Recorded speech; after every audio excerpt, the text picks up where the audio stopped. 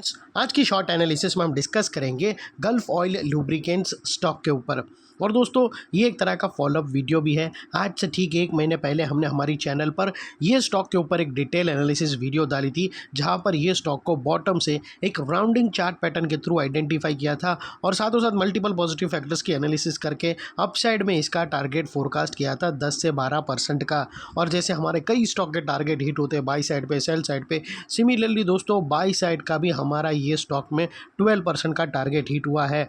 और दोस्तों आज का जो वीडियो बनाने का मकसद वो ये है कि दोस्तों ये जो टारगेट होता है वहाँ पर स्टॉक उसको फर्दर ब्रेक करके एक फॉलोअप बाइंग आती है और वहाँ पर दोस्तों एक second follow up chart pattern breakout होती है, जिसके बाद स्टॉक के टारगेट और भी अपसाइड में रिवाइज्ड होते हैं। ये होता है नंबर 1। और सेकेंडली अगर वो टारगेट को ब्रीच नहीं किया और टारगेट के पास वहाँ पर ही रिजेक्शन फेस करके डाउन साइड आ गया, तो वहाँ से डाउन साइड वापस फिर से रिवर्सल आ सकता है। तो दोस्तों ये केस स्टॉक के केस में अगर आप देखो तो ये जो टारगेट था वहाँ टारगेट अपसाइड 12% तो हमारे हिट हुए, लेकिन दोस्तों स्टॉक ने वो टारगेट के पास से रिजेक्शन फेस कर रहा है और यहाँ पर एक नेगेटिव चार्ट पैटर्न बिल्डअप हो रही है।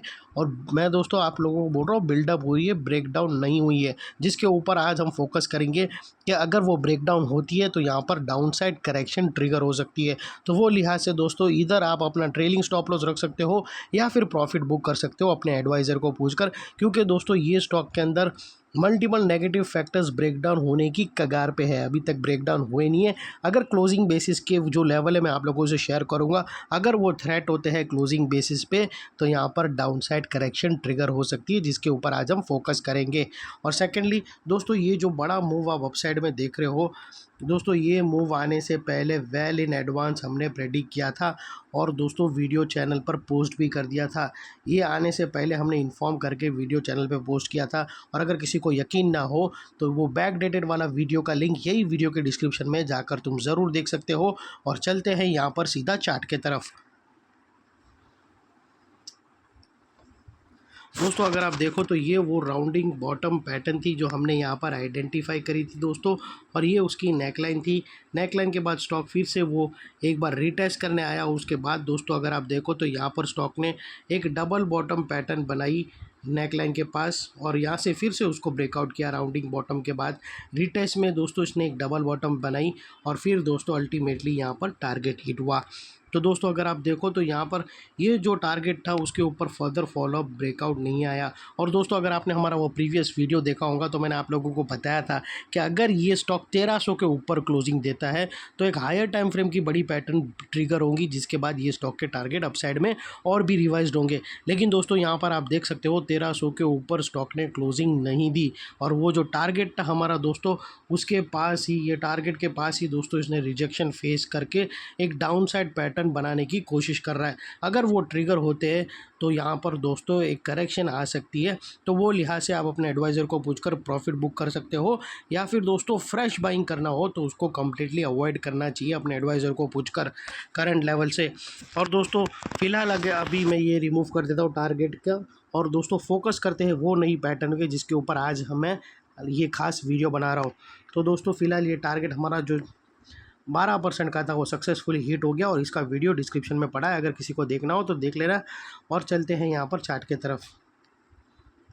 दोस्तों अगर आप देखो तो यहाँ पर अभी हमें एक इलियड वेव की टर्मिनल इम्पल्स यहाँ पर बनती हुई आइडेंटिफाई होता है। दोस्तों अगर आप यहाँ से देखो तो हमें क्लियरली एक नेगेटिव चार्ज स्ट्रक्चर, जिसको हम दोस्तों टर्मिनल इम्पल्स बोलते हैं इलियड वेव की भाषा में, या फिर उसको राइजिंग वेज बनता हुआ आइडेंटिफाई होता है। और उसकी जो इंटरनल 5 वेव है वो कुछ इस तरह से है। ये है वेव 1, वेव 2, ये वेव 3, ये वेव 4 दोस्तों, और ये वेव 5।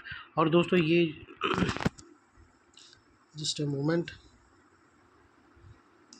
ये जो इंटरनल 5 वेव स्ट्रक्चर देख रहे हो दोस्तों वो बनकर कंप्लीट हो चुका है।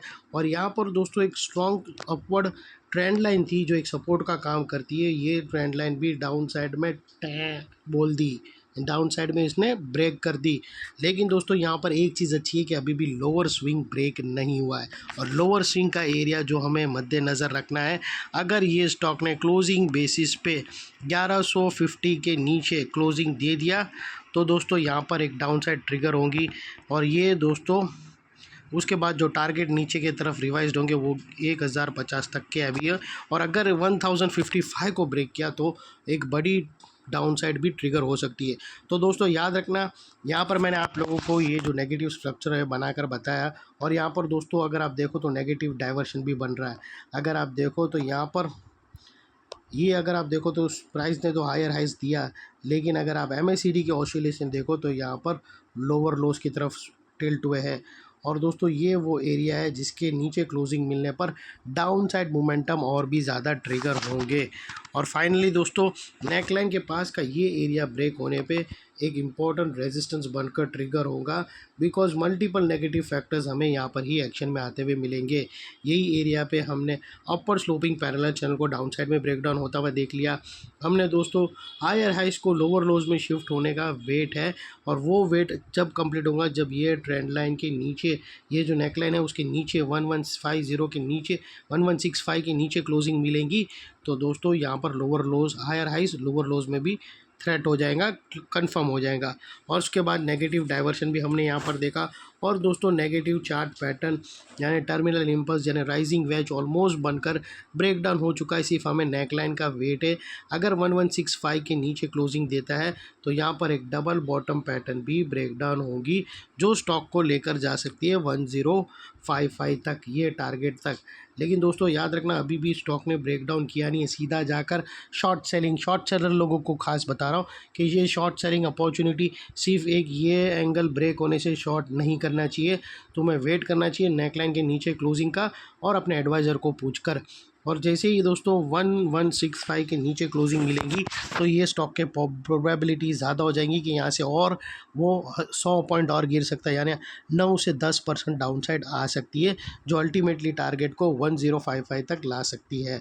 तो ये चीज़ ज़रूर अपने रडार पे रखना। यहाँ पर अपसाइड मोमेंटम अच्छा खासा हमें कैप्चर करने मिला 12% का। और अगर दोस्तों यहाँ पर ट्रेलिंग स्टॉप लॉस भी अगर आप रखते हो तो ये वो लेवल होना चाहिए नेकलाइन का, इसके नीचे क्लोजिंग पे आप लोगों को अपने एडवाइज़र को पूछकर ट्रेलिंग स्टॉप लॉस रखकर जो भी प्रॉफिट मिले उसको लेकर बाहर निकल जाना चाहिए। और दोस्तों ये थी हमारी डिटेल एनालिसिस। यहाँ पर अगर आप देखो तो डबल धमाका बना है, लेकिन अप साइड डाउन साइड पे, यानी फर्स्ट हमने अप साइड कैप्चर किया, सेकेंडली डाउन साइड का हमारा सेकंड धमाका रहेगा जो अभी तक हुआ नहीं है। ब्रेक डाउन का वेट है, जैसे ही ब्रेक डाउन होगा तो डाउन साइड मोमेंटम इंटेंसिफाई होंगी। और हाँ दोस्तों याद रखना, अगर ये स्टॉक डाउन साइड का ये जो नेकलाइन है उसको ब्रेक नहीं किया या नेकलाइन के पास आया, सपोर्ट लेकर ऊपर चला गया और ये लेवल को फिर से ब्रेक किया, तो दोस्तों यहाँ पर फिर से एक अपसाइड मोमेंटम ट्रिगर होंगी। यानी एनीवे 1300 का लेवल इंटैक्ट रहेगा। अगर 1165 के नीचे क्लोजिंग नहीं मिलता है और उस या फिर इसके पास आकर सपोर्ट लेकर 1300 के ऊपर निकल जाए तो फिर भी दोस्तों 1300 के अंदर एक हायर टाइम फ्रेम की पैटर्न ब्रेकआउट होंगी और फिर अपसाइड मोमेंटम आएगा। लेकिन दोस्तों अगर 1165 ब्रेक करता है तो दोस्तों चांसेस गिरने के ज़्यादा हो जाएंगे। ये थी हमारी cut to the point analysis friends. अच्छी लगे तो प्लीज़ चैनल को लाइक शेयर सब्सक्राइब ज़रूर करना। थैंक यू, जय हिंद, बाय बाय।